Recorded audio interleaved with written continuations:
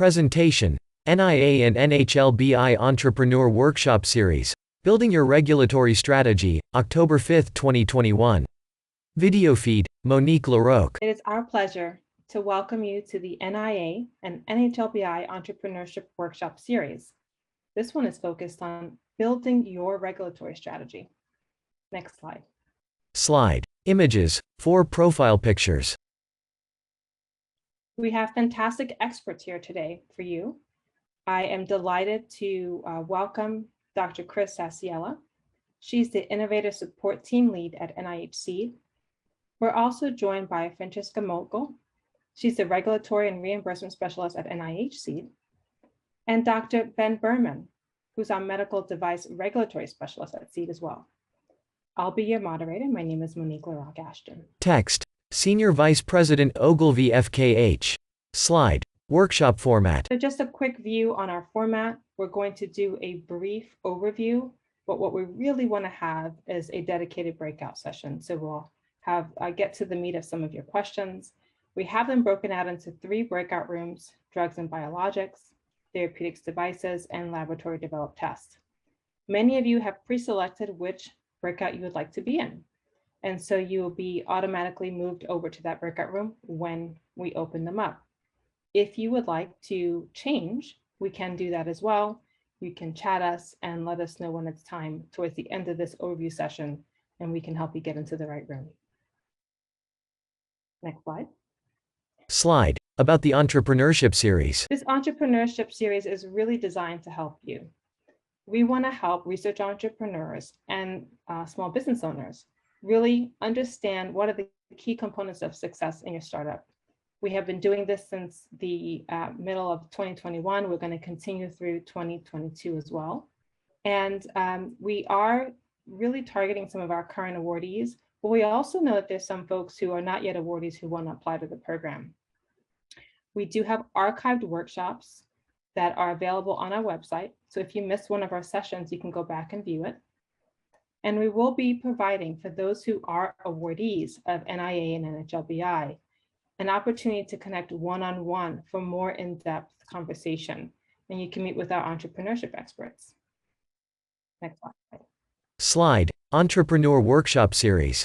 Text, mark your calendar now for these upcoming workshops. Opportunity Assessment, February 9th. Corporate Governance and Management, March 16th. Intellectual Property, April 27th. Licensing and Partnering Agreements, June 22nd. Value Propositions and Differentiation, August 17th.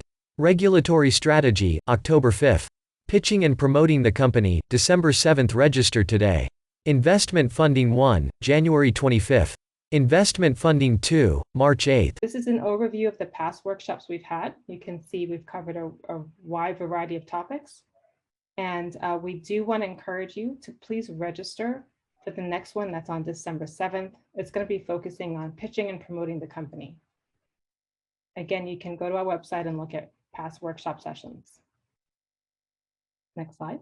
Slide, profile picture. Innovator Support Team Lead NIH SEED. With that, I am honored to present to you Dr. Chris Sasiela.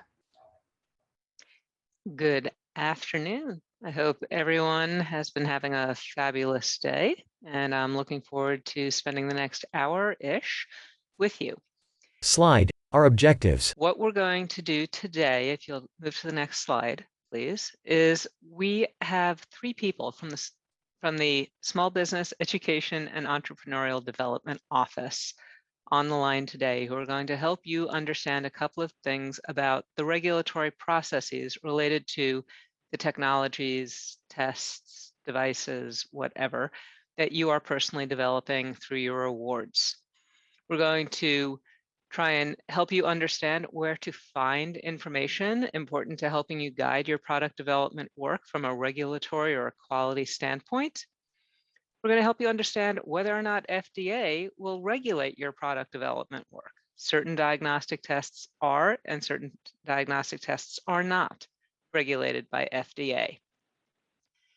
If your product is going to be regulated by FDA, when do you start talking to them? And if it's not regulated by FDA, well, what other regulations are there?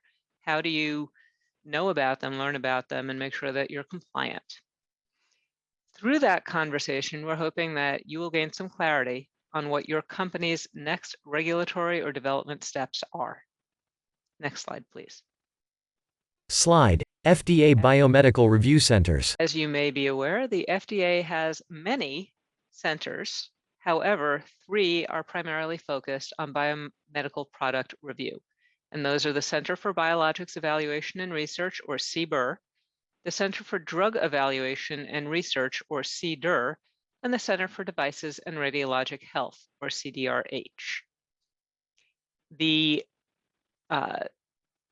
approaches to regulation are different for drug and biologic therapies than they are for devices, diagnostics, and radiologic health products. And so we will be having 2 different speakers focused on that.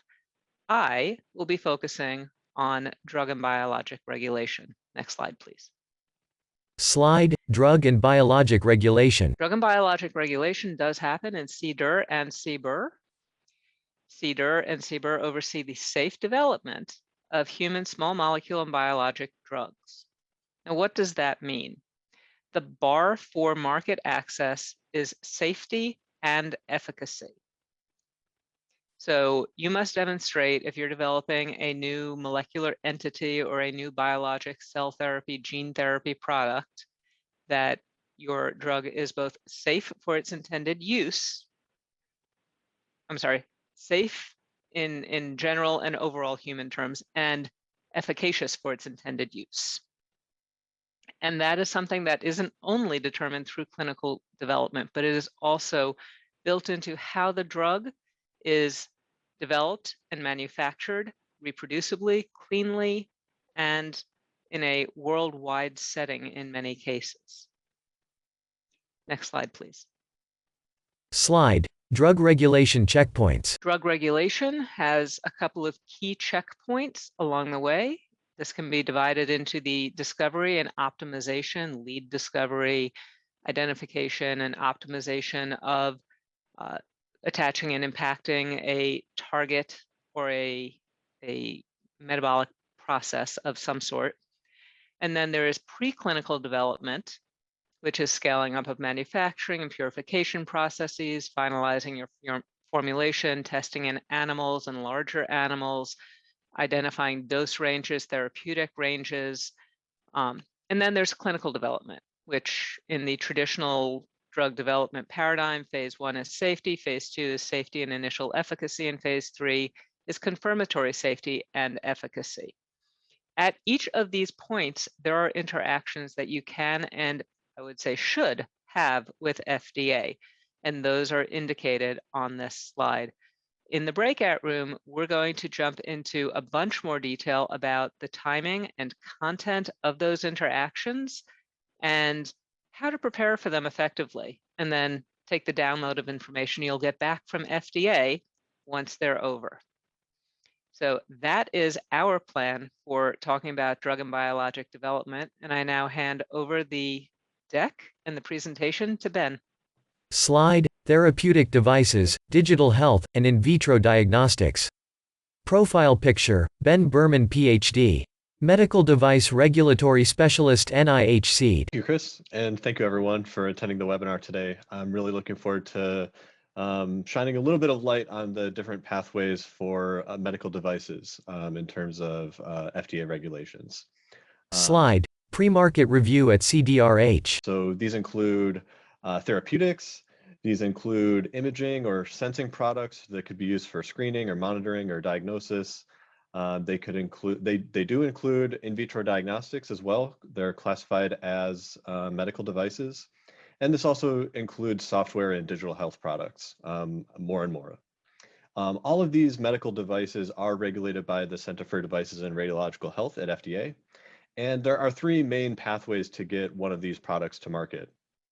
The first is called pre-market approval, or PMA.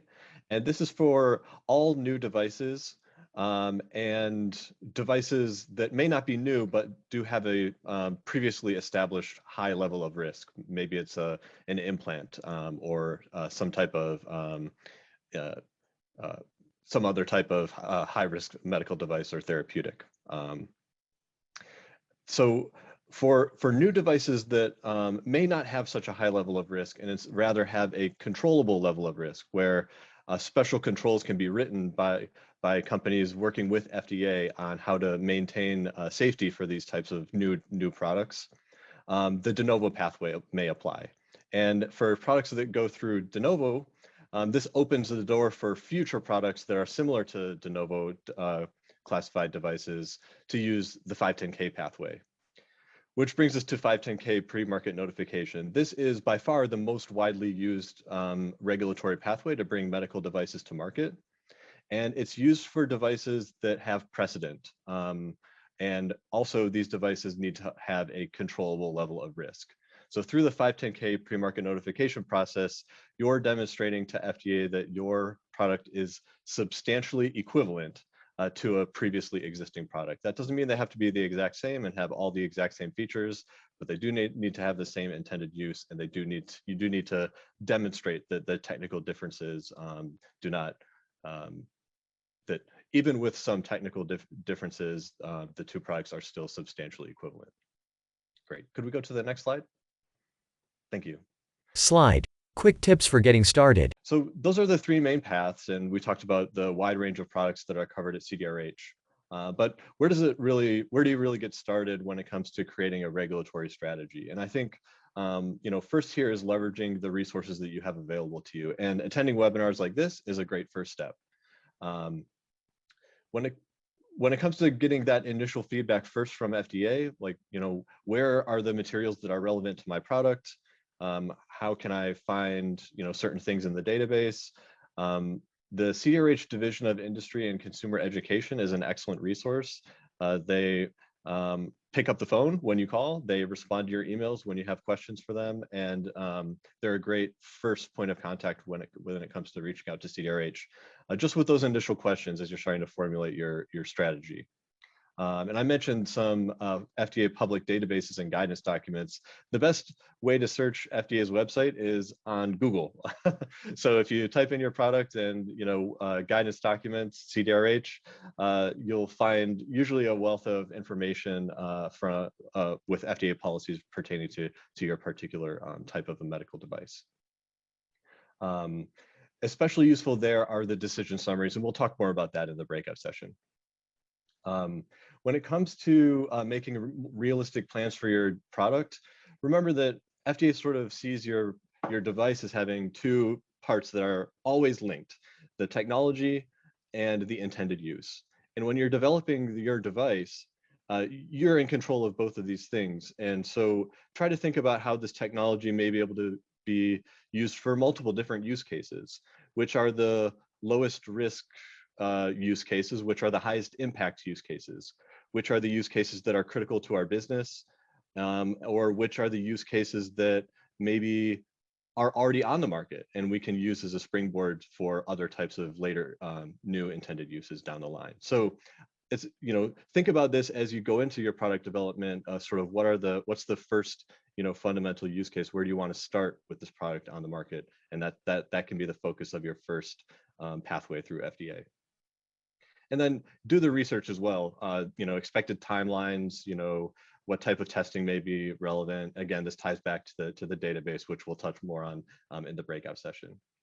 So last comment here is that reaching out to FDA when it comes to medical devices is easy to do, and we really encourage it for NIH small businesses to do early in product development so that you can discuss your initial regulatory strategy with them. You can describe the device, you can describe the intended use, you can just say, this is a predicate we envision for our eventual 510K, or, hey, we couldn't find a predicate, does FDA see this as a possible de novo? Something, these are great questions for that initial pre-submission meeting. So again, look forward to seeing some of you in the medical devices breakout Q&A. And with that, I'll hand it over to Franziska to talk a little bit about LDTs. Slide. Laboratory developed tests. Franziska Moeckel, MBA, Regulatory and Reimbursement Specialist, NIH. Thank you so much, Ben. It's a pleasure to be here, and I cannot wait to share some of my experiences developing laboratory developed tests, more on the business side and regulatory side. But before I get into details, I wanted to share a little bit about what laboratory developed tests are. Slide, laboratory developed tests and FDA enforcement discretion. So on the next slide, you see the definition of a laboratory developed test. So a test that is completely designed, manufactured, and performed in a single clinical laboratory. And I put this definition up here because it is important. It's important to understand that an LDT can only be an LDT if it truly is designed and performed within a single clinical laboratory. And I'll talk a little bit about what clinical laboratory means in a moment. Ben described the regulatory pathway for in vitro diagnostics, and LDTs are technically in vitro diagnostics, but Ben talked about those that are under FDA's regulatory oversight. LDTs, on the other hand, continue to be what we call under enforcement discretion.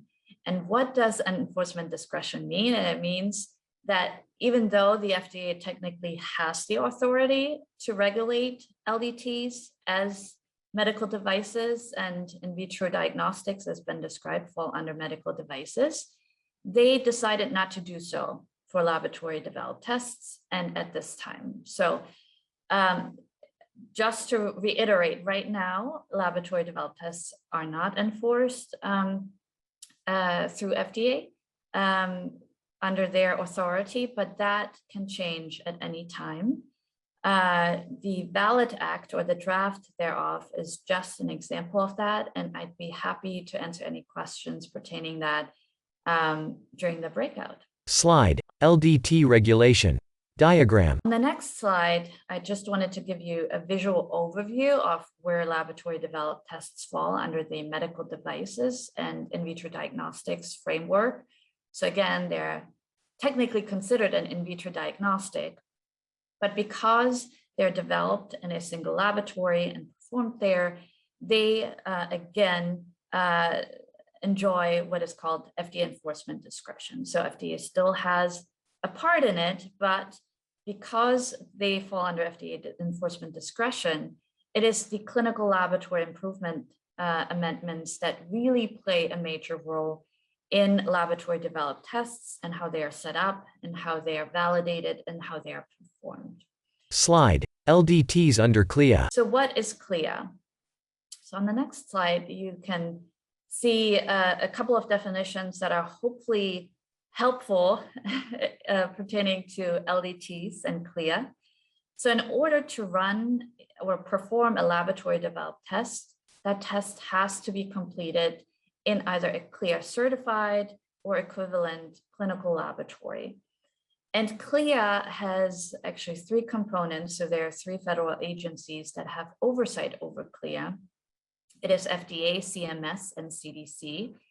Let's go from the bottom up. So CDC, amongst other things, gives technical standards and laboratory practice guidelines for CMS, who is then authorizing those certificates. So the CLIA certificate that I was mentioning. So they look at the labs, they perform reviews of the labs and standards, and there's a whole slew of things that a lab has to complete before an LDT laboratory developed test can be offered to patients. And then lastly, FDA, again, it has a part in CLIA as they determine what is called complexity. So there is an FDA CLIA complexity categorization. And just for your knowledge, LDTs are considered high complexity tests. They're also moderate and low complexity tests. So with that, I end and turn it over to the organizers. Slide, Entrepreneur Workshop Series. Thank you very much. Next slide, please.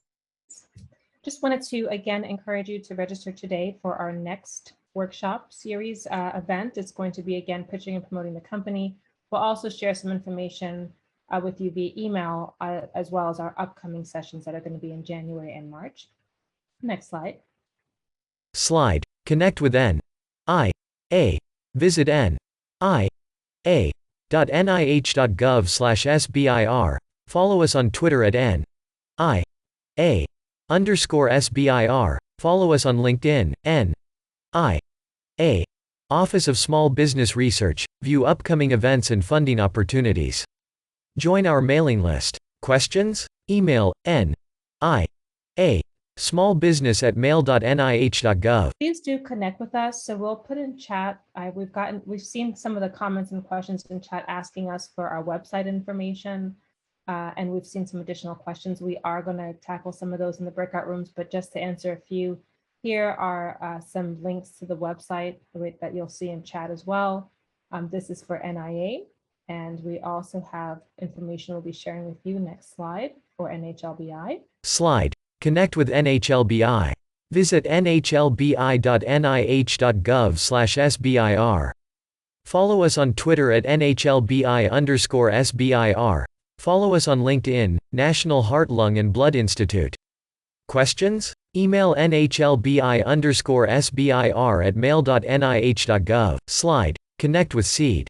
Visit seed.nih.gov. Follow us on Twitter at NIHSeed. Follow up on LinkedIn NIHSeed. Join our mailing list. Question? seedinfo@nih.gov. Please know that we're sharing this information with you so that you can contact us. The offer to engage with us is sincere. We're here to help you be successful, because when you're successful, hopefully we'll have some new technologies to market that will help have a public benefit. Slide. Post breakout, one-on-one meetings. SBIR/STTR support for potential applicants. Additional entrepreneurship support for awardees. NIA small business at mail.nih.gov. NHLBI_SBIR@mail.nih.gov.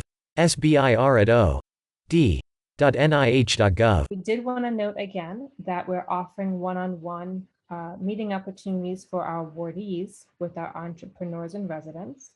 If you do not already have an SBIR or STTR award and are interested in applying, we also can meet with you to discuss whether your idea is a good fit, and we'd be happy to review your aims and an abstract of what you're planning to propose.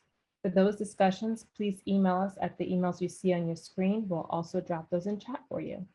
Slide. Breakout rooms. Now we're going to get into our breakout rooms. We just want to cover a few housekeeping items on that. There are 3. Slide. Ask the expert Q&A profile images. Again, drugs and biologics, that's going to be covered by Chris. Therapeutic devices and digital health and in vitro diagnostics with Ben. And laboratory tests with Franziska. Slide. Thank you. Please share your feedback at bit.ly/3K, capital K, capital V, F, E, O. With that, we want to thank you, and we're going to be moving into the breakout rooms now.